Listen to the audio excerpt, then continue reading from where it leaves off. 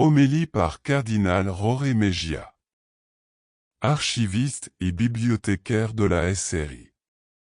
Città del Vaticano, Saint-Sige. Si vous ne vous convertissez pas, vous périrez tout comme eux. Aujourd'hui, troisième dimanche de Carême, la lecture de l'Évangile contient un appel à la pénitence et à la conversion.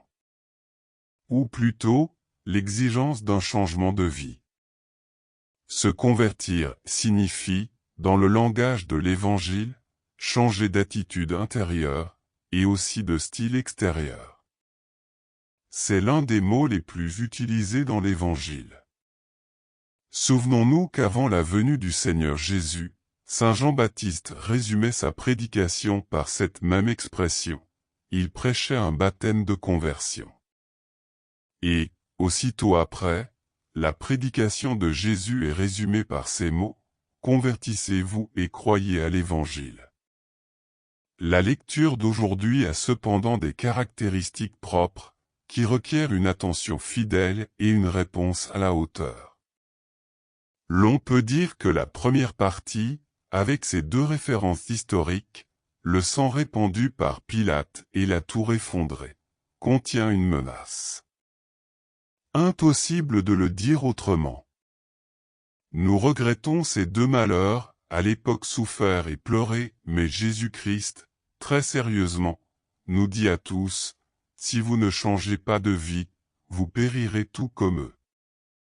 Ce qui nous montre deux choses.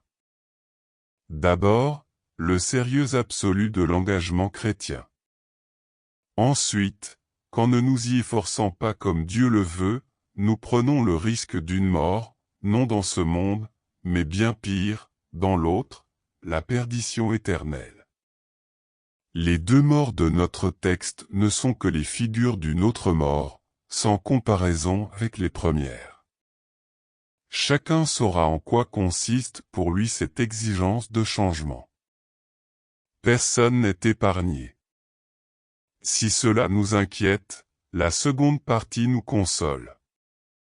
Le vigneron, qui est Jésus, demande au maître de la vigne, son père, d'attendre encore 1 an. Pendant ce temps, il fera tout son possible, et même l'impossible, en mourant pour nous, pour que la vigne donne son fruit. Alors, changeons de vie. C'est tout le message du Carême. Prenons-le au sérieux. Les saints, Saint Ignace, par exemple, même s'il s'y prit tard, par la grâce de Dieu change et nous encourage à changer.